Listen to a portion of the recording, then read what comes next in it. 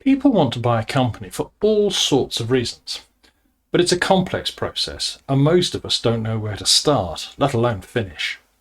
For many of you, that's probably why you're here. Too many of these deals either fail to come off or don't deliver the expected return on investment.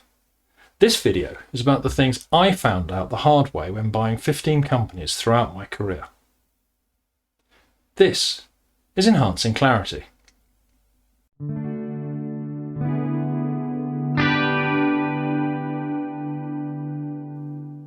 Hi, I'm Philip de Lisle and I'm a professional mentor to business leaders, having been a serial entrepreneur for more than 20 years. I help leaders like you grow your business by working on it rather than in it to increase shareholder value, often by several £1,000,000. My role is to clear away the weeds so that you can find your path. Since I retired over 20 years ago, I've delivered a series of lectures around the world on the trinity of buying, selling and investing in companies. This one is based on my How to Buy a Business lecture. As it's about 45 minutes long, I've broken it down into a series of videos and put links and timelines in the description box below to make it easier for you to come back to specific topics whenever you want. If you've watched my previous talk, Exit Stage Left Smiling, you'll know that one of the things I recommend to clients who want to exit is that they should buy a company to learn how the process works before it really matters. And obviously, if you haven't watched it, I recommend that you do. So, how do you go about buying a company? So buying a company is easy, right? Just choose the target, make an offer, do the deal. Bish bash bosh, as my parents used to say. If it was this simple, wouldn't everyone be doing it? Yeah, right. I don't think so. This lecture is a gallop through this process based on my experiences when buying 15 companies. Without question, your mileage is going to vary, as no two deals are the same. Buying a company is a bit like buying a used car. You've got lots of choice, both in the number of cars or companies available and the places that you can buy them from. You might end up buying a car from a friend or a friend of a friend. Or you can scour the classified ads in your local newspaper or specialist magazines. There are franchise dealers with forecourts or lots, and non-franchise dealers with lots or selling out of their homes. And just as there are different variants of car models priced accordingly, there are lots of companies that are doing pretty much the same thing that will be priced according to these differences. There are lots of pitfalls when buying a company, just as there are when buying a used car. Are you being told the truth? This car might look fantastic, but is it actually riddled with rust that's been hidden by a fresh lick of paint? Has the company you're interested in been dressed to sell? Even the language of buying companies is similar to that of buying a car.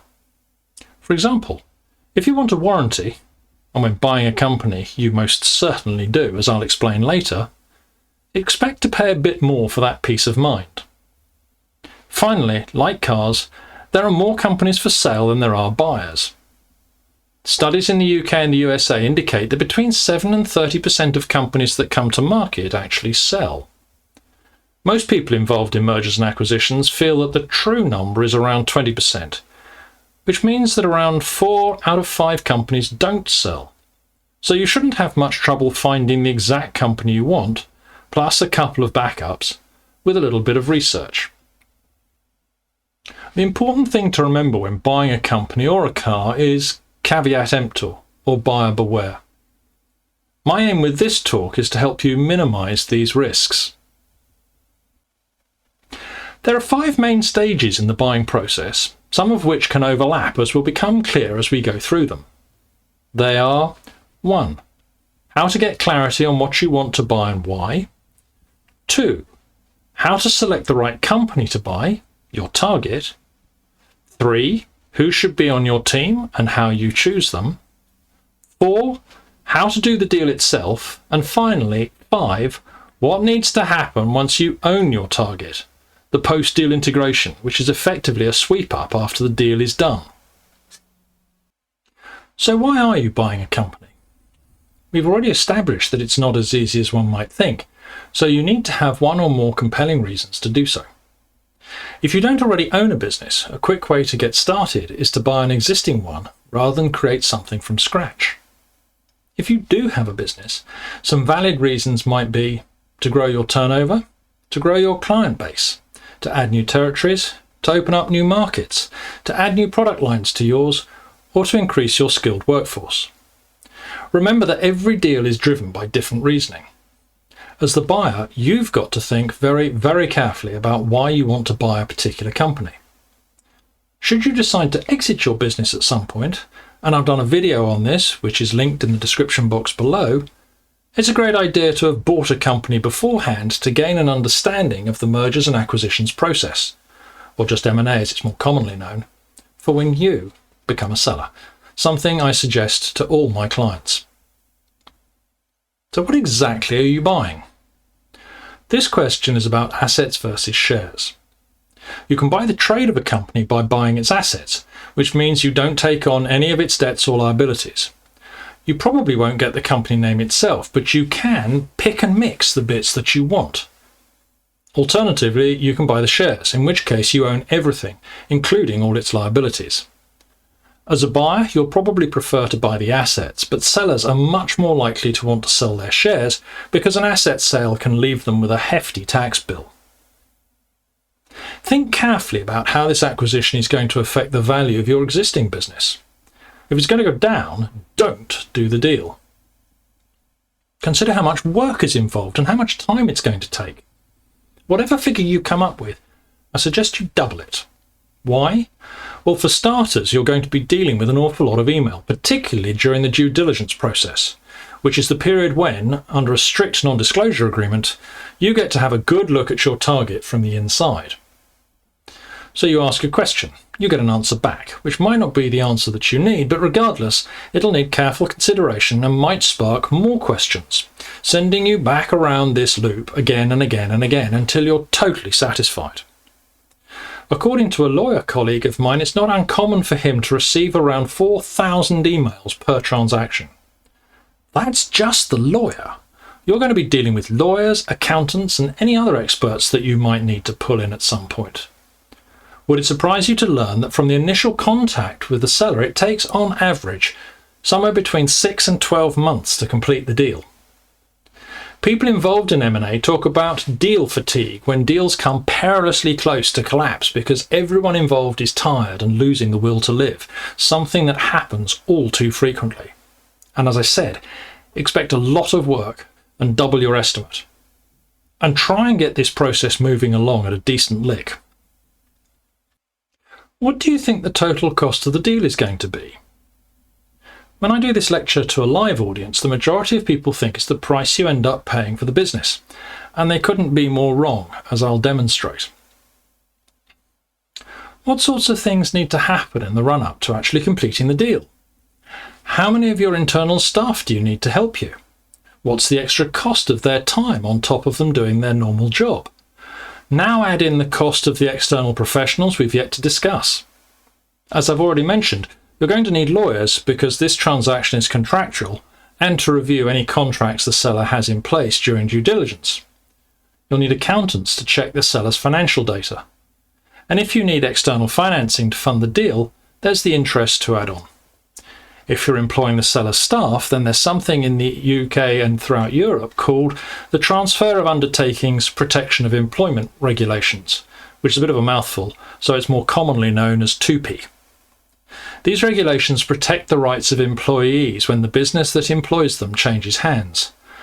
And they set the rules for any redundancies needed and all the other HR issues that come when joining two companies together. Then finally, there's something that we economists call opportunity cost, or the benefit of doing the next best thing, which is very difficult to calculate because it's a guesstimate. Do you know the upside of opening up a new market as opposed to buying a company that already operates there? Having said that, I think it's really useful exercise because it helps to quantify the value of the deal for you. Now, having mentioned the word value, it's important to understand the difference between this and price, particularly when buying a company, because obviously you want to maximize your return on investment to get the most value for your money. So how do we know the price of something? The simple answer is that it's the amount that we pay. If you go down to your local supermarket to buy a loaf of bread, there'll be a sticker on the shelf that says how much it costs, or more accurately, what the supermarket charges for it. And if we're happy to pay that, then that's the price. But what's its value? That's a little more complex. The first thing to understand about value is that it's personal. Each one of us decides what value means to us. Let's use some examples. Bread is easy to buy and readily available. So unless I've been lost in the desert for a week and I'm literally starving, I'm not going to place a high value on it. But champagne is a different matter, particularly if I've been away on a business trip, my flight's been delayed, and I need to buy my wife's favourite bottle for her birthday tomorrow, and there's only one bottle in the vintners and 2 other people want it. The sticker price might be $35, but I'd happily pay $200 so that I didn't face my wife's disappointment in the morning. So its value to me is $200 because that's what I'm prepared to pay. So what's this got to do with buying a company?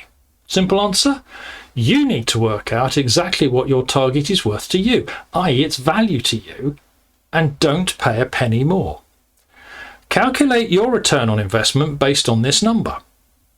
If you end up paying less, you've already had value from the deal, as your return on investment has gone up. But if you have to pay more than this, I'd walk away, as you can get better value by buying another similar company. Remember, 4 out of 5 companies don't sell. So where do you find a company to buy? Well, for starters, you can look at newspapers, both national and local, and particularly the Sunday editions, where you'll often find companies for sale listed in the business section. An obvious place to look too is companies that sell businesses. If they don't have what you're looking for, they might know someone who does. Another avenue is insolvency practitioners, who are useful when all you want to buy is the assets of a business and leave the liabilities behind. Remember when I mentioned the difference between assets and shares? As it's insolvent, you're buying assets. And finally, there's one easily forgotten source that's actually one of the best ways to find your target, and that's through your existing personal network, your friends and family, who can put out feelers for you in their networks, and people like your bank manager and accountant, and possibly your lawyer, all of whom deal with multiple businesses and will know which ones might be for sale. There's a subset of this personal network that can work spectacularly well if you've got young kids, and which I call the playground network. The other parents you or your partner meet at the beginning and end of the school day. I only realised how powerful this network is when we bought our current house. Because of the hours I was working, we used a house hunter who told us that the only way that he could find out about houses before they came to market was by chatting to parents in the local school playgrounds in the area where his clients wanted to live. Trust me, it really does work.